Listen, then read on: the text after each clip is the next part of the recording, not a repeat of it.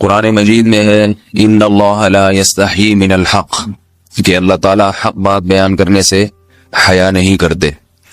حدیث میں بھی بعض ایسے مسائل کو اللہ کے رسول نے بیان کیا ہے صلی اللہ علیہ وسلم نے جو بظاہر حیا کے خلاف ہیں، مگر اس لیے بیان کیا کہ اگر آپ صلی اللہ علیہ وسلم بیان نہ کرتے تو لوگ ان بے شرمی کے کاموں میں مبتلا ہو جاتے۔ اسی وجہ سے میں بھی یہ ہمت کر رہا ہوں کہ ایک اور ایسا گناہ جس میں لوگ مبتلا ہیں اور وہ ہے حیا کے خلاف، مگر ہے بہرحال شریعت کا مسئلہ اور لوگ اس میں گناہ میں مبتلا بھی ہیں، اس لیے بتانا ضروری ہے۔ وہ یہ ہے کہ لوگ شادی کے بعد بھی آج کی نوجوان نسل زوجہ سے، بیوی سے غیر فطری طریقے سے ہم بستری کرتے ہیں، انٹرنیٹ پہ بےہودہ فلمیں دیکھتے ہیں، تو جو چیز انگریزوں کی دیکھ رہے ہیں کہ ان کے کلچر آہستہ آہستہ میڈیا کے ذریعے ہمارے معاشرے میں بھی آ رہا ہے۔ اللہ کے رسول صلی اللہ علیہ وسلم نے لعنت فرمائی ہے، ایک روایت میں ہے کہ اللہ اس کی طرف دیکھے گا نہیں کہ جو اپنی زوجہ سے پچھلے راستے سے ہم بستری کرے گا۔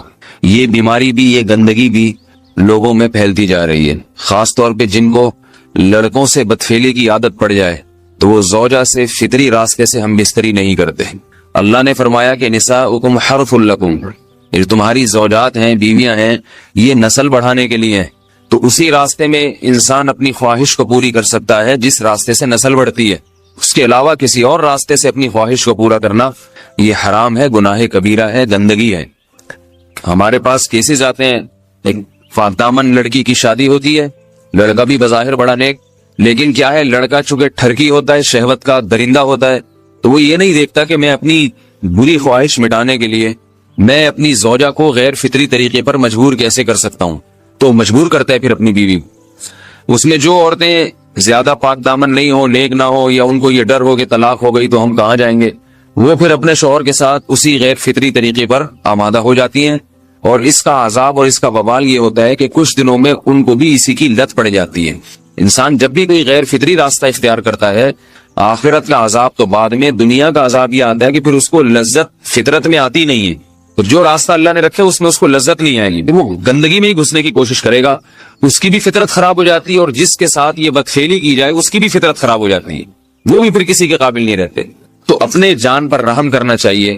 ہم انسان ہیں، ہم درندے نہیں ہیں، ہم گھوڑے نہیں ہیں، ہم گدھے نہیں ہیں، ہم جانور نہیں ہیں، ہم انگریز نہیں ہیں۔ انگریز نے تو حیا اور شرم کی تمام حدود کو توڑ دیا ہے، وہ تو درندے بن چکے ہیں، ہم تو درندے نہیں ہیں، ہم تو حلال کھاتے ہیں، پاک صاف رہنے کی کوشش کرتے ہیں، تو ہم ان کی جو کلچر دیکھ کے ہم ویسے درندے بننے کی کوشش کیوں کریں؟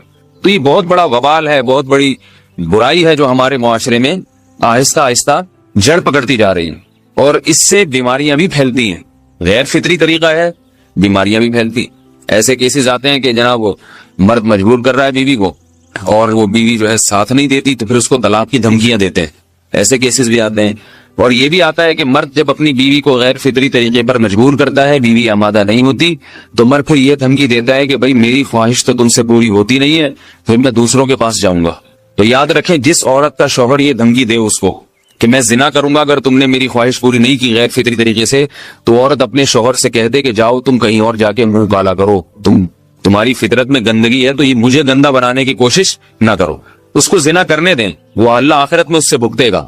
ہر بیماری کا اللہ نے علاج رکھا ہے۔ اللہ کے رسول صلی اللہ علیہ وسلم نے فرمایا، صحیح بخاری کی حدیث، ما انزل اللہ من داء الا انزل له دواء، کوئی بیماری ایسی نہیں ہے جو اللہ نے نازل کی ہو اور اس کے لیے دوا نہ رکھی ہو دنیا میں۔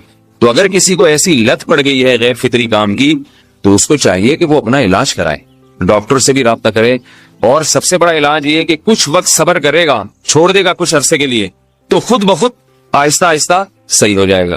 ایک آدمی شراب کا عادی ہے، ایک علاج تو یہ کہ ڈاکٹروں سے رابطہ کرے، بہترین علاج کے چھوڑ دے، کتنے دن تڑپے گا؟ ایک دن، دو دن، تین دن، چار دن، ایک ہفتہ، دو ہفتہ، بہت زیادہ سال ہو جائے گا نا، اس کے بعد خود بخود ٹھیک ہو جائے گا۔ سگریٹ کا عادی ہے، چھوڑ دے گا، تو کتنے لوگ ہم نے دیکھے ہیں دن میں 20 سگریٹ پیتے تھے، چھوڑنے پر آئے تو بالکل ایک دم چھوڑ دی انہوں نے، آہستہ آہستہ کر کے چھوڑ دی، لیکن تکلیف ہوئی مگر عادی ہو گئے۔ تو اب کسی کو یہ لت پڑ گئی ہے غلط کام کی، برائی کی، تو اس کا بہترین علاج یہ ہے کہ وہ اپنے آپ کو بدلنے کی کوشش کرے، ماحول بدلے، اور کچھ وقت صبر کرے گا تو اللہ اس سے یہ عادت چھڑا دے۔ نہیں کی، صبر نہیں کیا اس نے، پھر اسی گندگی میں موت واقع ہوگی، پھر آخرت کا عذاب بہت سخت، نسلیں برباد ہو جاتی ہیں اس عمل سے انسان کی۔ تو بات حیا کے خلاف ہے، مگر یہ کہ ایک بزرگ تھے وہ بات فرما رہے تھے، تو کسی نے پوچھا کہ حضرت آپ حیا کے خلاف بات کرتے ہیں، تو انہوں نے فرمایا تم بے حیائی کے کام نہیں چھوڑتے، ہم اس چھڑوانے کے لیے بات کریں تو ہم برے ہیں، اور تم کام کرو تو بھی برے نہیں۔ برائی کا کام کرنے میں برا نہیں بنتا، اور برائی کے خلاف بولنے والا برا بن جاتا ہے کہ دیکھو یہ کیسی باتیں کر رہے ہیں۔ تو وہی باتیں ہیں، اس لیے ہیں کہ یہ معاشرے میں یہ برائی پھیلتی چلی جائے، اور یہ ہماری اپنا کلچر نہیں ہے، یہ امپورٹ ہو رہا ہے، باز یہ امپورٹ ہو رہا ہے، یہ وہاں میڈیا کے ذریعے آ رہا ہے۔ تو وہ چیزیں دیکھا نہ کریں اور ان لوگوں سے دور رہا کریں۔ ہمیں تو دین کا داعی ہو کے ان کو ہدایت پر لانا تھا، بجائے ہم ہدایت میں چل کے دوسروں کو چلانے والے بن کے ان کے راستے پہ ہم نے چلنا شروع کر دیا۔ اللہ تعالیٰ ہمیں اب دیکھیں ان کے ہاں ایڈز کا مرض پھیل گیا ہے۔ آپ بتائیے یہ ایڈز کا مرض ہمارا ہے کیا؟ یہ بیماری ہماری ہے یا ان کی ہے؟